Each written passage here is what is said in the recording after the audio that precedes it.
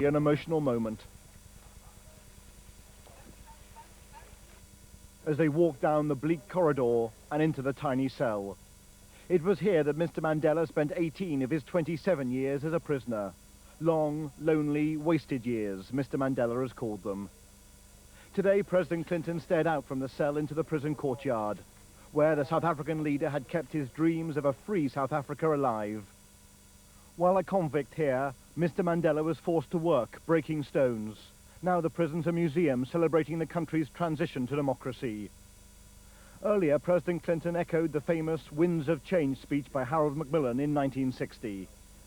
Mr. President, for centuries, the winds that blow around the Cape of Good Hope have been known for strength and danger.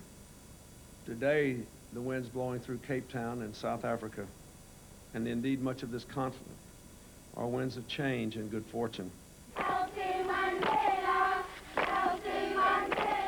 While on Robben Island, President Clinton said he thanked God that such a spell in prison had not turned Mr. Mandela's heart to stone. The Americans have said that South Africa is a symbol to the whole world, an example of reconciliation, overcoming decades of conflict. Robert Moore, News at 10. Still to come on News at 10 tonight, Lord Irvine in a new row over altering of the Australian Grand Prix.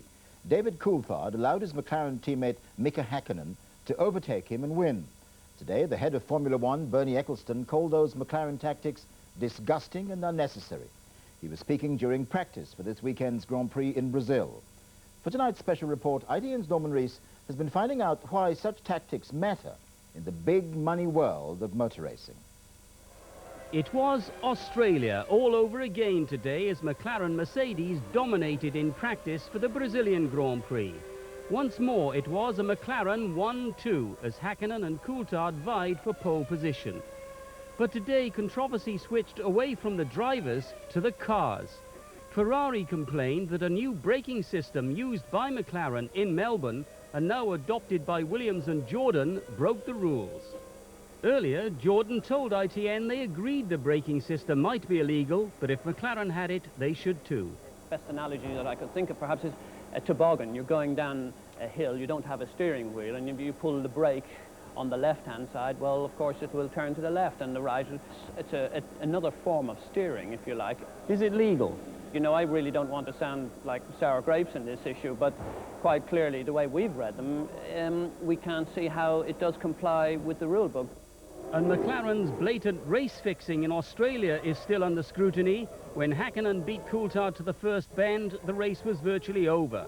Häkkinen dropped a second after two confusions in the pit lane, but under their secret deal, Coulthard still slowed down to let him through and take the flag. We sat down and we worked through all the various scenarios to try and avoid two drivers screamed into the distance, wore the cars out, you know, ran out of brakes or overheated the engines or something, and we came away with egg on our faces.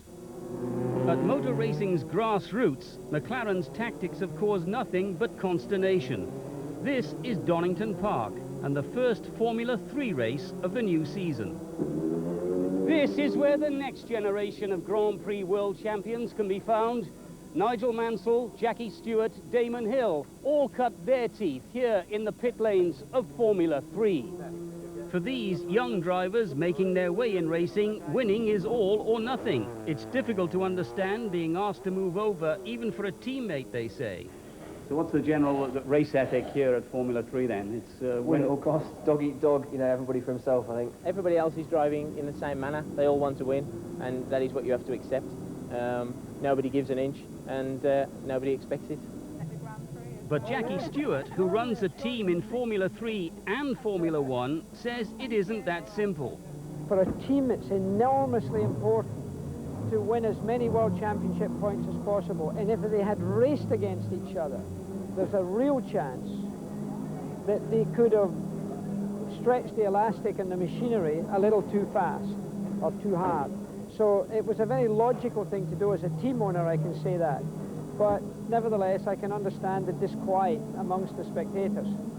And if the Grand Prix does have a lesson to learn from Australia, it could well be that race fans really do want to see genuine winners of genuine races. They want to see the best man win. They don't want to see someone pull over and let someone else win. I suppose I support the majority of motorsport people. A race is a race, it's the first one past the line. All eyes will be on another winner's podium this weekend, the Grand Prix in Brazil. The question there is whether victory will have been earned on the track or in some secret carve-up between team and drivers. Norman Rees, News at 10 at Donington Park. There's live coverage of the Grand Prix on ITV.